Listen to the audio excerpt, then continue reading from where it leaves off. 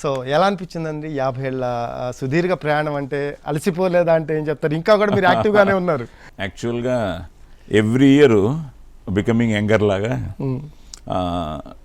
సినిమానే ప్రపంచం, సినిమా ప్రపంచంలోనే పుట్టాను.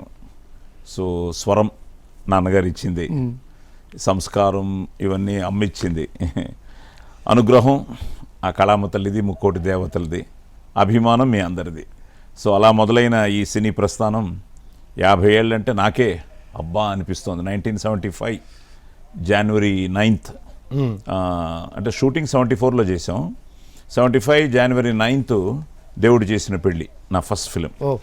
నా అదృష్టం, చాలా మంచి వేషం, నా కళ్ళు పెద్దవి, అందుకని ఫస్ట్ సినిమానే గుడ్డి క్యారెక్టర్.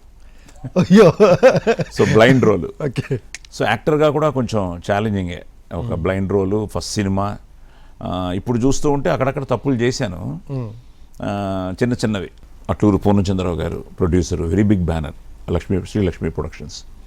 అలాగే తాతినేని రామారావు గారు గ్రేట్ డైరెక్టర్, ఆయన డైరెక్షన్. అండ్ నా ఫస్ట్ సినిమాకే మా అన్నయ్య అనమాట సోహన్ బాబు గారు అండ్ ఎక్స్ట్రాడినరీ యాక్ట్రెస్ ఊర్వశి గ్రహీత, అవార్డు గ్రహీత శారద గారు, అండ్ వండర్ఫుల్ కాస్టింగ్. అందులో నాది చాలా ఇంపార్టెంట్ రోలు.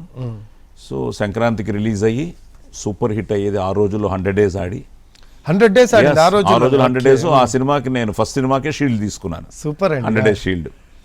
అండ్ ఏదో అలా వచ్చి వెళ్ళే క్యారెక్టర్ కూడా కాదు, it's a main role in the film. So అదే మీకు బూస్టప్ ఇచ్చినట్టుంది, ఎనర్జీ ఇప్పటికి కూడా ఆగకుండా వెళ్ళిపోతుంది. అక్కడ మొదలై ఈ రోజు రిలీజ్ అయిన సంక్రాంతికి వస్తున్నాం. సో